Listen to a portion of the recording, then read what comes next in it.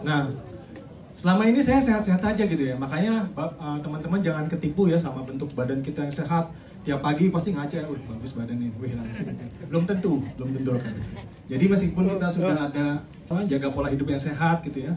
Kemudian kita konsumsi berbagai macam healthy food seperti ini, jangan lupa harus tetap jaga pola makan, jangan sembarangan gitu ya. Karena itu yang saya lakukan. Saya merasa aman konsumsi gitu ya, tapi setiap kali saya ketemu makanan yang enak-enak, wah nggak bisa tahan gitu. Setiap kali ke Medan, pasti saya makan makanan yang halal semua, buat saya maksudnya. Ke Bali juga sama, ke Bali lagi gitu ya, pasti babi guling gitu ya, samcan apa segala macam, sikat semuanya gitu. Jakarta kalau lagi malam-malam martabak manis, nah itu kan nyari gara-gara semua namanya. Nah akhirnya saya juga lari-lari di pantai di mana berapa kilo, nggak pernah ngos-ngosan teman-teman gitu. Heran kan gitu. Jadi saya nggak pernah check up sama sekali gitu, merasa sehat gitu ya. Denial gitu, wah ngapain sih check up gitu. Ternyata itu satu saat pas kondisi badan lagi ngedrop, jadi pas lagi bersih-bersih rumah gitu ya, keringetan, belum makan dari pagi sampai jam 3 gitu ya. Kemudian saya minum RS. Nah dari situ tiba-tiba nafas ini kayak kurang gitu loh. Bukan sakit, bukan sesek, kayak nggak puas napasnya, kayak nggak puas lah gitu seperti itu. Itu 2 jam, nggak ngos-ngosan juga. Akhirnya 2 jam, bibir saya udah pucat gitu, akhirnya ke dokter. Pasti ke dokter, dicek, oh ini asam lambung, wah asam lambung gitu. Tapi kan nggak mungkin gitu ya, orang ini nggak jalannya hampir nggak sama gitu. Terus kemudian dicek CT scan paru-parunya, oh ternyata ada bakteri. Dokternya bilang, Bapak pernah dirawat ya berapa minggu di rumah sakit gitu? Enggak, saya bilang nggak pernah. Kok ada bakteri dari rumah sakit ya, dia bilang gitu loh. Jadi ini bakterinya memang yang ditularkan biasanya kalau kita berada di rumah sakit yang agak lama gitu ya. Nah karena kena bakteri itu akhirnya paru-paru saya ada flek ya, ada flek.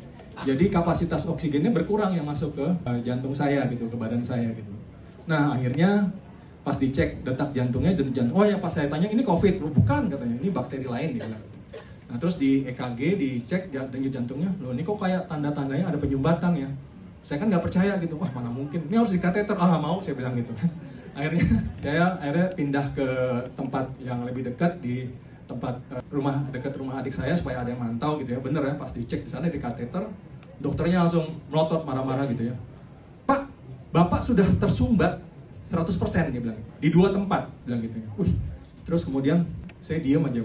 Terus kemudian dia bilang gini, dan ini sudah lama katanya seperti itu, tersumbat. Dan baru ketahuan bahwa pembuluh darah jantung yang sebelah kanan saya dari saat kecil ternyata sudah cacat, kerdil gitu ya. Jadi nggak dominan ngalirin darah ke jantung saya. Yang nyuplai darah ke jantung itu cuma yang kiri satu-satunya. Dan jalur satu-satunya itu yang tersumbat 100% ada di 2 tempat. Jadi dari mana jalan darahnya gitu? Nggak ada kan jadinya. Nah makanya dia dokter bilang, kalau ini bisa ditembus, karena ini udah keras ya, udah panjang, udah lama sumbatannya. Jadi kalau misalnya pas lagi di kateter tuh mau disodok-sodok nggak bisa tembus, ya udah nggak usah dipasang ring gitu. Nah, tapi dia bilang gitu, ini banyak banget katanya, di samping-sampingnya ini tumbuh pembuluh darah baru, dokter bilang gitu. Jadi terjadi regenerasi sel.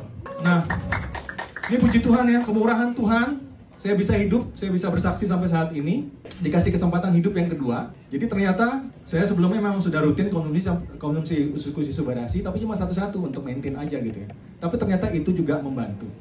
Jadi ingat teman-teman, pepatah sedia payung sebelum hujan itu berlaku juga untuk kesehatan kita. Ya, jangan merasa sehat, gue nggak butuh nih, nanti aja mahal lagi harganya, ngapain mau minum sekarang gitu kan. Tapi itulah yang bisa menyelamatkan hidup kita. Ternyata gitu ya, sama seperti saya, seperti itu.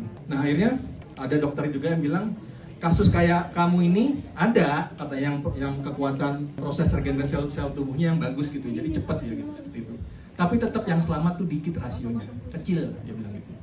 Ada yang gitu, tapi karena dia regenerasi sel yang nggak keburu, kurang cepat gitu ya, akhirnya meninggal juga beberapa saat kemudian orangnya seperti itu. Nah jadi yang mau saya sampaikan bahwa tetap ya kita harus jaga pola hidup sehat seperti itu. Jangan mentang-mentang udah merasa olahraga terus tiap hari gitu ya, belum tentu gitu pasti badan kita